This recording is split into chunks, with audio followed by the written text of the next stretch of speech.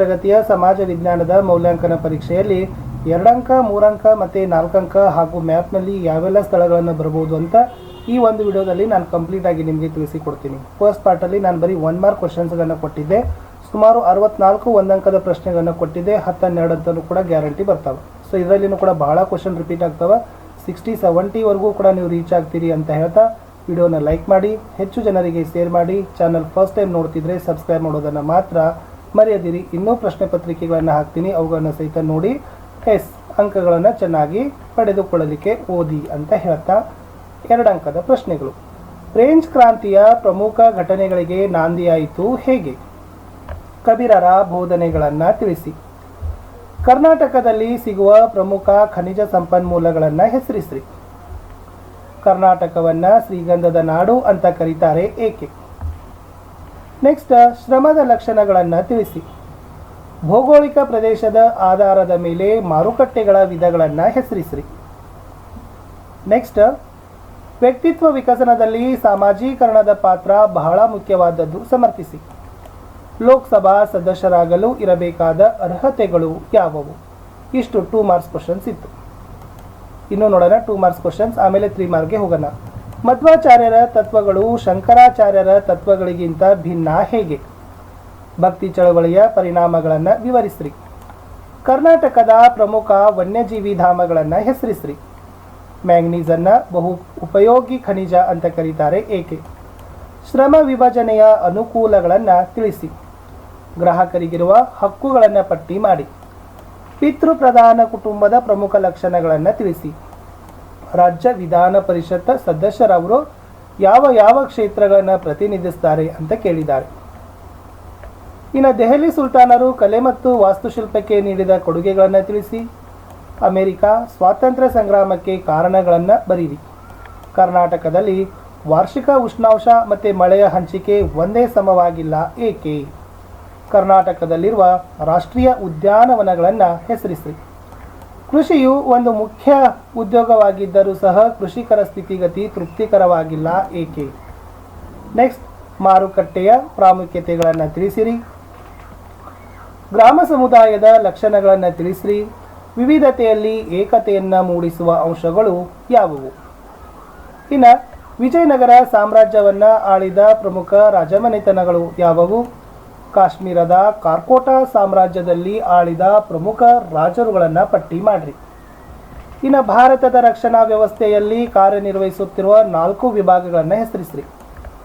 ಸಾಮಾಜೀಕರಣ ಪ್ರಕ್ರಿಯೆಯಲ್ಲಿ ಧರ್ಮದ ಪಾತ್ರ ಏನು? ಕರ್ನಾಟಕದಲ್ಲಿ ಕಂಡುಬರುವ 4 ಋತುಮಾನಗಳು ಯಾವುವು?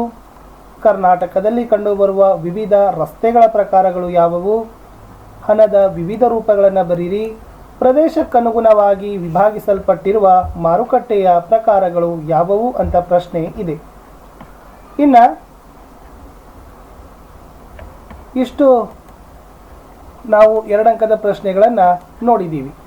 ಇನ್ನು 3 ಅಂಕದ ಪ್ರಶ್ನೆಗಳಿಗೆ ಸ್ವಲ್ಪ ಹೋಗೋಣ. ಬಸವಣ್ಣನವರು ಸಾಂಸ್ಕೃತಿಕ ನಾಯಕ ಎಂಬ ಹಿರಿಮೆಗೆ ಪಾತ್ರರಾಗಿದ್ದಾರೆ. ಈ ಹೇಳಿಕೆಯನ್ನು ಸಮರ್ಥಿಸಿರಿ.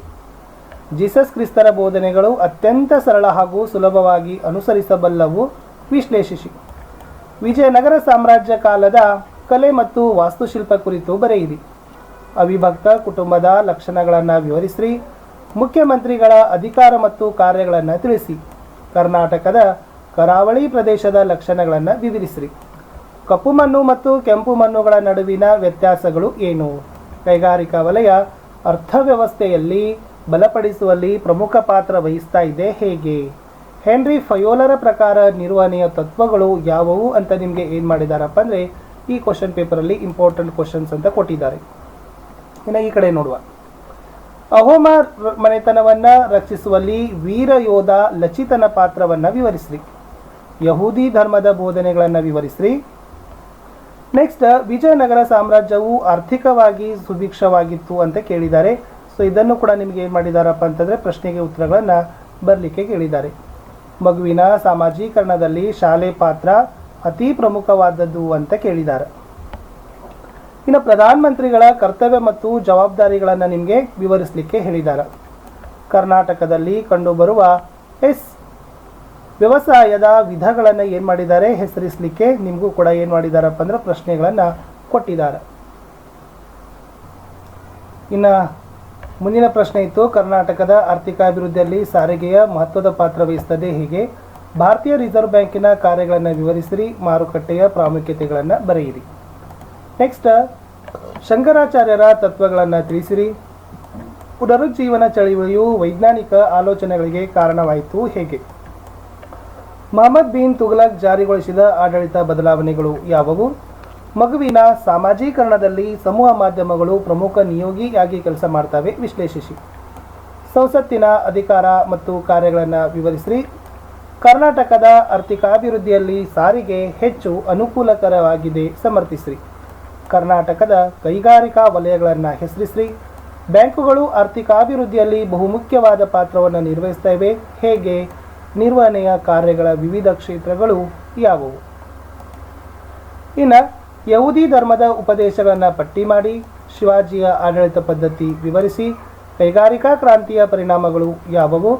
ಸುಪ್ರೀಂ ಕೋರ್ಟ್ ನ್ಯಾಯಾಧೀಶರಾಗಲು ಹೊಂದಿರಬೇಕಾದ ಅರ್ಹತೆಗಳು ಯಾವುವು. ಕುಟುಂಬದ ಲಕ್ಷಣಗಳೇನು.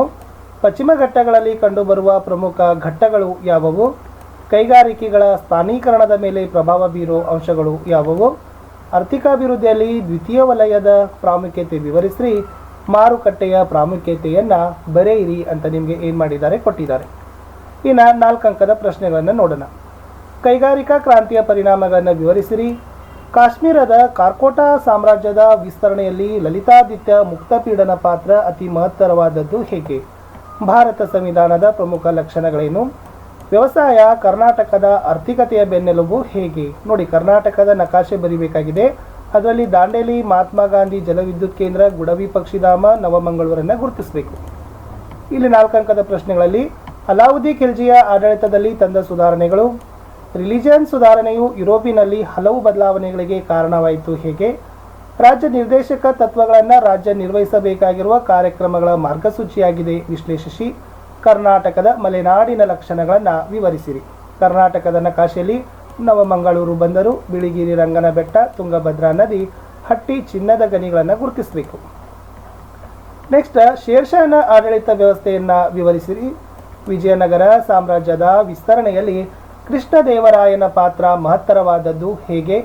ಭಾರತದ ನಾಗರಿಕರ ಮೂಲಭೂತ ಕರ್ತವ್ಯಗಳನ್ನು ತಿಳಿಸಿ. ಕರ್ನಾಟಕದ ಭೂಬಳಕೆಯ ಮಾದರಿಗಳನ್ನು ವಿವರಿಸಿರಿ. ಕರ್ನಾಟಕದ ನಕಾಶೆಯಲ್ಲಿ ಮಲೆನಾಡು ಪ್ರದೇಶ, ಕಾರವಾರ ಬಂದರು, ಕಾವೇರಿ ನದಿ, ಕೋಲಾರಗಳನ್ನು ಗುರುತಿಸಬೇಕಿತ್ತು. ನೆಕ್ಸ್ಟ್, ಅಲಾವುದ್ದೀನ್ ಖಿಲ್ಜಿ ಜಾರಿಗೆ ತಂದ ಆಡಳಿತಾತ್ಮಕ ಸುಧಾರಣೆಗಳನ್ನು ವಿವರಿಸಿರಿ. ಧಾರ್ಮಿಕ ಸುಧಾರಣೆಗಳ ಪರಿಣಾಮಗಳು ಯಾವುವು. ಭೂ ಸೈನ್ಯದಲ್ಲಿರುವ ಪ್ರಮುಖ ಕಮಾಂಡ್ಗಳು ಯಾವುವು. ವ್ಯವಸಾಯದ ಪ್ರಾಮುಖ್ಯತೆಯನ್ನು ಬರೆಯಿರಿ. ಇನ್ನು ಕರ್ನಾಟಕದ ನಕಾಶೆಯನ್ನು ಬರೆದು ಅದರಲ್ಲಿ ನೀವೇನು ಮಾಡಬೇಕಾಗಿತ್ತಪ್ಪ ಅಂದರೆ ಬೀದರ, ಶಿನ್ಷಾ, ಕುದುರೆಮುಖ, ರಾಯಚೂರುಗಳನ್ನು ತಾವೇನು ಮಾಡಬೇಕಾಗಿತ್ತಪ್ಪ ಅಂದರೆ ಗುರುತಿಸಬೇಕು.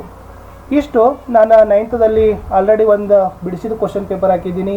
ಬೋರ್ಡ್ದವರ ಒಂದು ಪ್ರಶ್ನೆ ಪತ್ರಿಕೆ ಹಾಕಿದ್ದೀನಿ. 60 ಅಂಕಗಳ ಕ್ವಶನ್ಸ್ಗಳನ್ನು ಹಾಕಿದ್ದೀನಿ. ಇನ್ನೂ ನಾನು ನಿಮಗೆ ಯಾವ ವಿಡಿಯೋಗಳು ಬೇಕು ಅನ್ನೋದನ್ನು ಖಂಡಿತವಾಗಿ ಹೇಳಿದರೆ ನಾನು ಆ ವಿಡಿಯೋಗಳನ್ನು ಖಂಡಿತವಾಗಿ ಮಾಡಿ ಹಾಕ್ತೀನಿ. ಸೊ ನಮಗೆ ನಿಮ್ಮ ವಿಡಿಯೋಗಳ ಸಪೋರ್ಟ್ ಬೇಕು. ನೀವು ವಿಡಿಯೋಗಳನ್ನು ನೋಡಿದ ಮೇಲೆ ಹೆಚ್ಚು ಜನರಿಗೆ ನಮ್ಮ ವಿಡಿಯೋಗಳನ್ನು ಶೇರ್ ಮಾಡೋದನ್ನು ಮಾತ್ರ ಮರೆಯದಿರಿ.